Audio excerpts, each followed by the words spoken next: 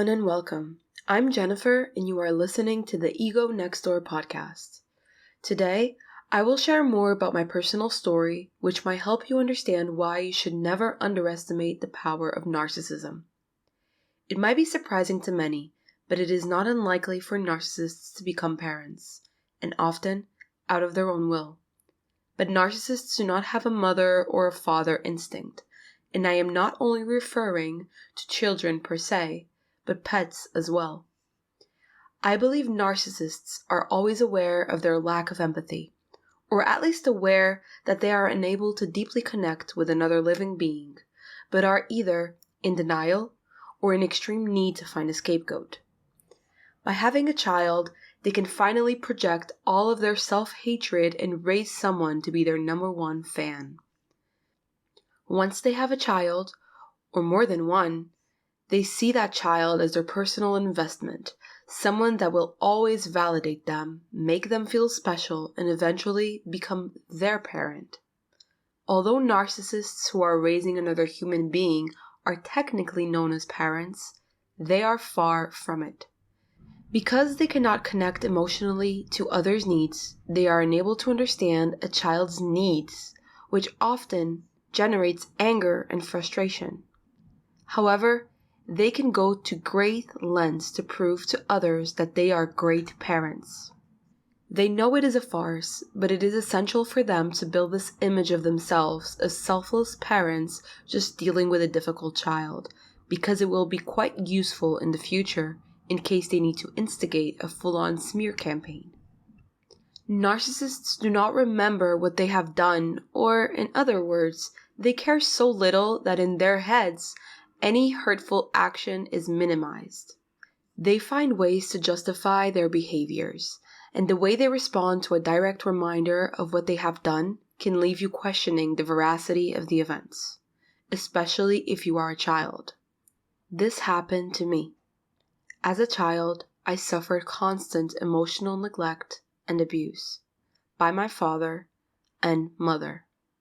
Now, do you think this is the story that they tell themselves? Absolutely not. According to my father, he was a loving father and we had a deep connection. We spent weekends together while my mother was working. He took me to the park often. I was very loved. And the only reason I think he abused me is because I was brainwashed by my mother to believe that he was the abuser, which wasn't particularly true. What happened, happened. I know it and I remember it as clear as day. However, the fact that I excused my mother's bad behaviors is how I came to learn the hard way that just because someone is a little bit less bad than the absolute worst does not mean that that person is good.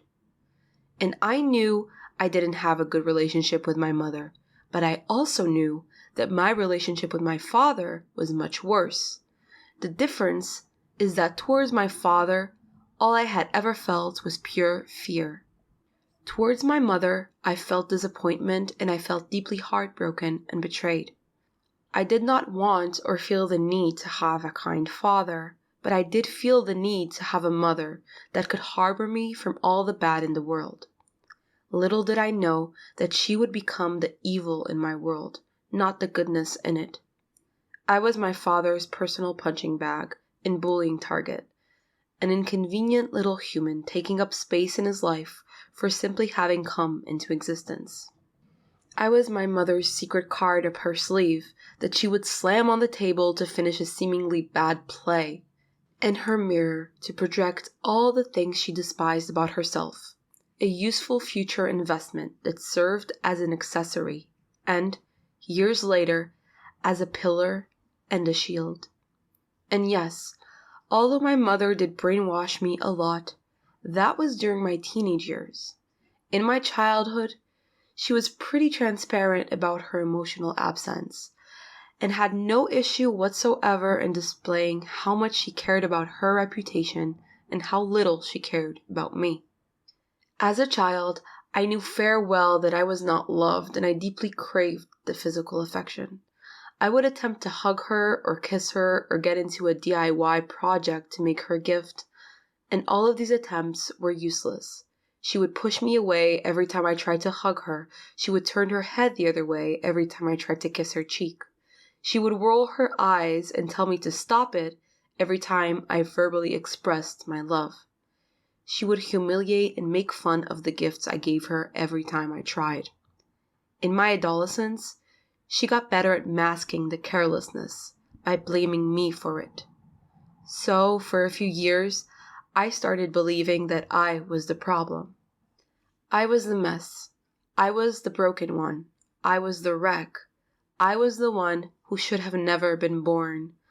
I was the one who should be forever grateful that she did not leave custody to my abusive father, especially because, according to her, I was a leash and I had no character, just like my father. So you might be wondering, what do I mean when I speak of abuse, considering how much I throw that word around without giving much detail. So I will get into it now, and most likely will need a couple of episodes to dig deeper. But anyway, my father was very physically violent. My first memory of his aggression was back when I lived in Canada, and I was 5 years old playing this basic little game on his computer, which had Windows 98 installed, and my mother let me use it. But he suddenly arrived home and was mid-afternoon, and he walked right towards me and punched my fingers as they rested on the keyboard. The punch hurt so much that I felt a tingling sensation in my hands and fingers for hours. Nobody came to my rescue. I just went to my room, hugged my plushies, and cried, until I was forced to go have dinner a few hours later and act like nothing had happened. I clearly remember that in times like these, of pure helplessness and fear, all I dreamed of was having a puppy I could go to and hug. I would imagine that my plushies were a big fluffy dog that would lick my wounds and tuck me in at night. I have more to say about this puppy dream another time. But now I'll go back to those bad memories. So, another memory I have of my father around that time is of rarely seeing him, besides the times that I did see him and was scared. And when I rarely saw him, I would start romanticizing how much he could care for me, if only I tried harder. So I would leave drawings made by me in the kitchen counter and request a reply in form of drawing, because at that age I couldn't write or read yet. I remember every day eagerly asking my mother if he had replied, and most of the time he had not. But the few times, or one time, he did, was enough for me to forget the fear until next time. So fast forward 2 or 3 years, I remember being 8 or 9 years old, and at that age I had already moved to Portugal and was living in an apartment with my father and my mother. And my mother would work all weekend, but he would be home. He would stay in front of his computer 99% of the time, playing computer games. When I say 99% of the time, I am not joking. There was no time to prepare food for me, or fend for my needs. And he quickly showed me how much of an extra piece of unfavorable blob I truly was. So I would spend most of my weekends, 1, playing with my Barbies, inventing these massive scenarios in my head as if I was this great movie director handling my cast. 2, listening to the radio with a stack of virgin tapes on the side that I would stick in and press record on once my favorite songs begun, so I could re-listen to them anytime. Yeah, we did not have music streaming services, and tapes were still a thing. I'm that old. So, suddenly I would hear these very heavy footsteps from the office room to my bedroom, which was right next to it, and there he was, standing by the door with an angry look on his face. How many times am I going to have to tell you this? Don't you ever learn? That's what he would say. I knew it was coming, so I would already start begging, nearly crying, but swallowing it dry, because what good would crying do? Crying would mean making more noise, and making more noise would mean angering him even more. "You are making too much noise playing with your Barbies," he would say. "You don't learn the good way, so you're gonna have to learn the hard way," he would say, as he grabbed my wrists and arm forcefully and dragged me across the floor as if I were a mop. He would drag me all the way through the hallway and into the bathroom, take off his belt as I begged him not to do it. Then the belt would go up as he held it in a fist, and it would fly towards me as if the belt was a racket and I was the ball. Except I was a ball that did not move. The momentum only originated from the weapon itself. I would cry silently, feel the pain, and let it happen as I attempted to protect my head and face.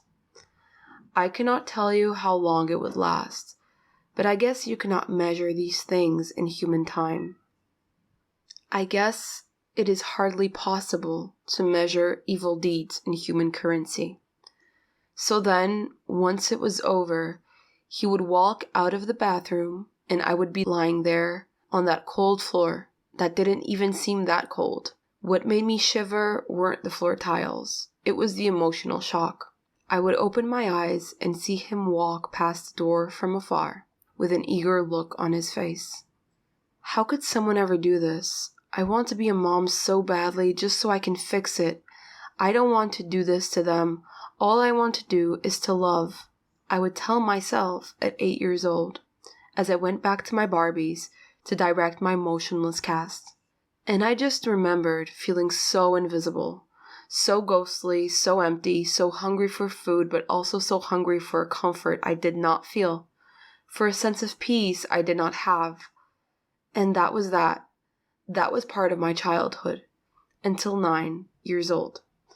And then it got worse. So this is the truth of the matter. I will never miss my father because I do not know what that word means.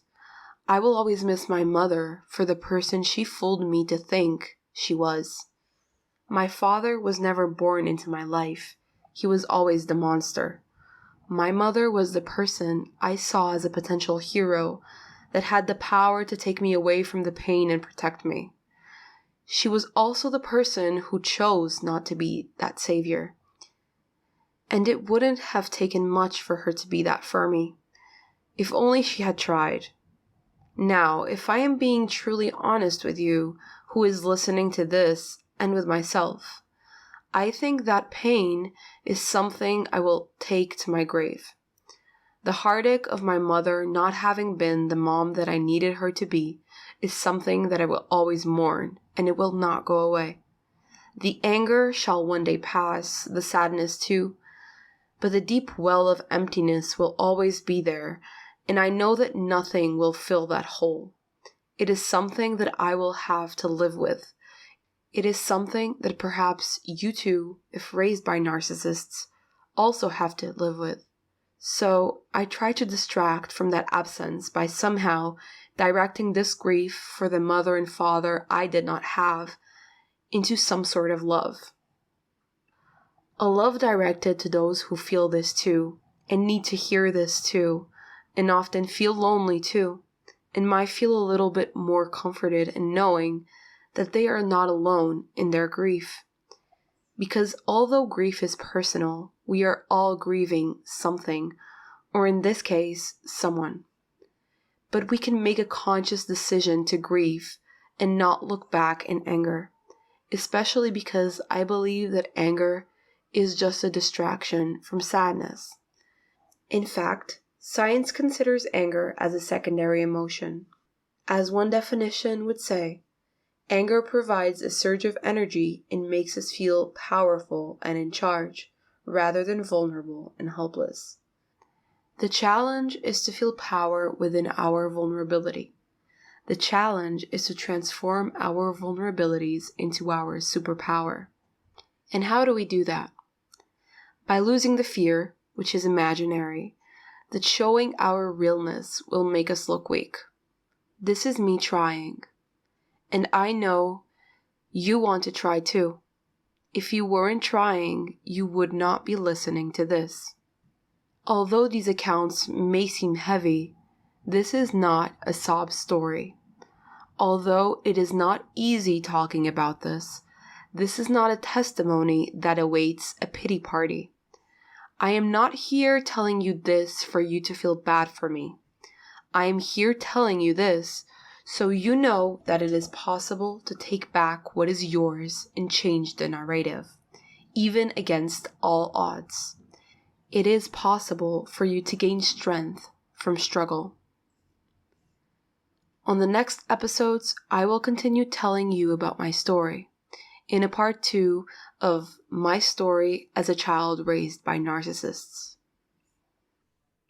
Thank you for listening to the Ego Next Door podcast. See you soon, and I hope you have a wonderful day. If you enjoyed today's episode and would like to hear more, don't forget to like and subscribe to my YouTube channel at Ego Next Door. And if you would like to support my work, consider becoming a patron to my Patreon creator page at Jennifer Hachia. The Ego Next Door podcast is presented solely for informational, educational, and entertainment purposes. The content here is not intended to serve as a substitute for the consultation, diagnosis, or medical treatment of a qualified healthcare provider. Reliance on any information provided here is at your own risk. If you or someone you know is in crisis or experiencing suicidal thoughts, please reach out immediately to someone who can help right away. Call your national emergency services or go to the nearest hospital.